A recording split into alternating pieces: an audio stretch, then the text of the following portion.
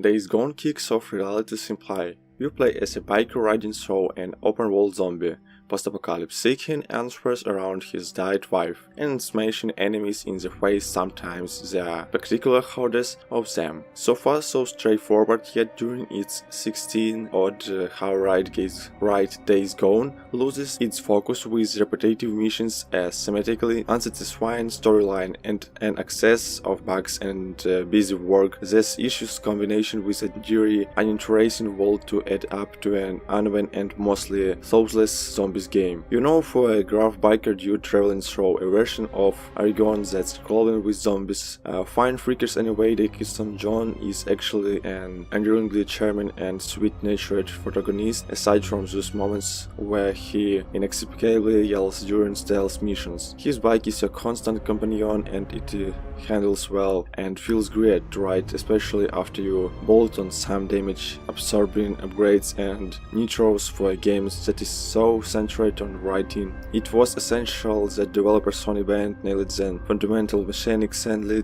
Deacon's charisma and bitchin bike are not enough to carry the story which Days Gone insists on telling, largely through Tader's barely interactive flashbacks of him and his wife. The dialogues are pretty bad, but only if you promise to ride me as much as you ride your bike, but for the first half at least the storyline forms a consistent emotional through line and motivation for Deacon. However, it loses that direction in the second, which never gives us a reason to care about these new characters. It does not help that Days Gone takes itself almost religiously seriously, at least there are some enjoyable support characters. Deacon's primary relationship with his best buddy Biza is heart-left, and there is also some flavor to the world awareness of the older survivors, the human antagonist. On the other hand, an interesting as cardboard cutouts, they are virtually all roughly sketched bad guys who are bad for bad sake. Days Gone's world it limits all the character it can get right. It's pretty enough at a glance. If you look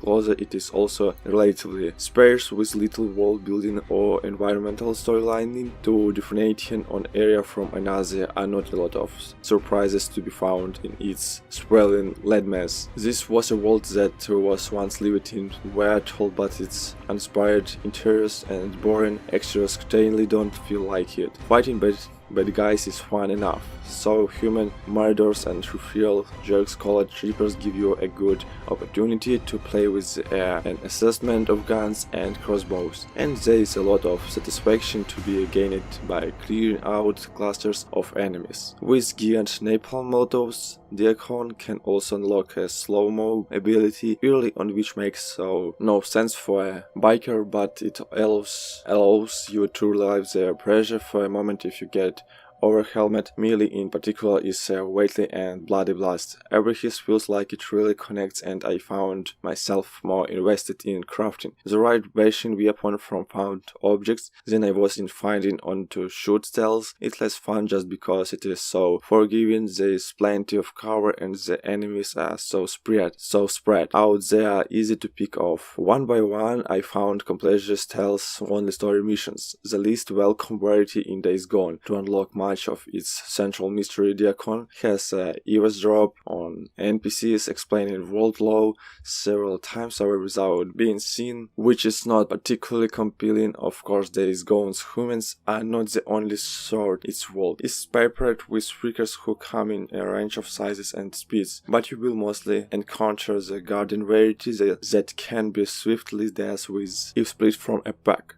Hot is, however, a different story. Just look at that. Its story beings greatest technical achievement, and every single encounter with these 100-strong whitest maces was a soaring sprint for survival. Even with strong combat, things get boring after a while because Days Gone's missions suffer from repetition across the board. As Deacon explores Origin, he stumbles across a number of survivor camps, each of which has a to-do list of very summary jobs you have to do in order to unlock new weapons and bike upgrades. This makes up literally dozens upon dozens of hours of play. This problem extends to the planful missions found in the world as well, and too much time it spent scouting the area to find a gas tank to fill a generator or occasionally replace a busted fuse over and over and over.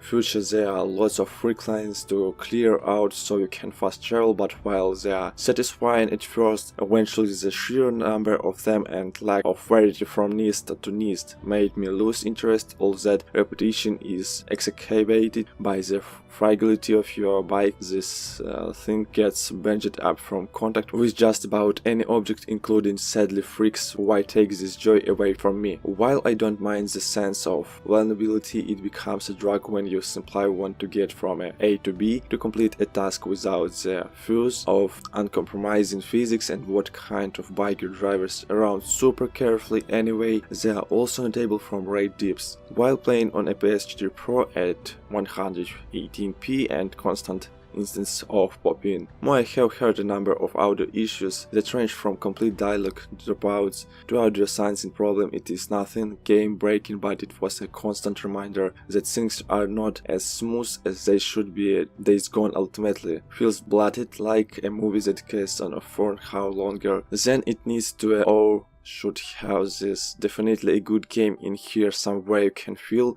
in the crunchy combat and when running from an enormous freak hard. Some fine tuning and editing could have removed the tedium and highlighted what makes this game unique and interesting, but Days Gone right slightly down the middle of the dusty road and never finds its read. Thanks for watching, subscribe and press like.